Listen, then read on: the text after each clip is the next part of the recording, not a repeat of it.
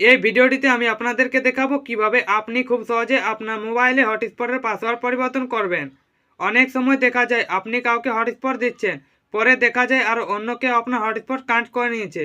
তাই এই ভিডিওটিতে আমি আপনাদেরকে দেখাবো কিভাবে পুরনো পাসওয়ার্ড বদলে নতুন পাসওয়ার্ড সেট করবেন। তো ফ্রেন্ডস, মোবাইলের হটস্পট পাসওয়ার্ড পরিবর্তন করার জন্য আপনি আপনার মোবাইল থেকে সেটিং অ্যাপটিকে ওপেন করে নেবেন। ওপেন করার পর আপনি এরকম ইন্টারফেস দেখতে পাবেন।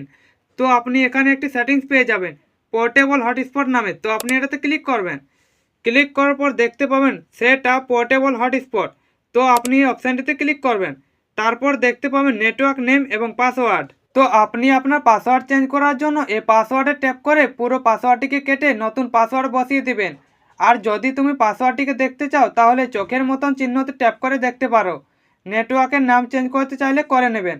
সব হয়ে গেলে সেভ করার জন্য উপরে রাইট চিহ্ন ট্যাপ করবেন। ট্যাপ করলেই কিন্তু আপনার হটস্পটের পাসওয়ার্ডটি পরিবর্তন হয়ে যাবে। তো ফ্রেন্ডস, এই ছিল আজকের ভিডিওটি ভালো লেগে থাকলে একটি লাইক এবং চ্যানেলটিকে সাবস্ক্রাইব করে দেবেন।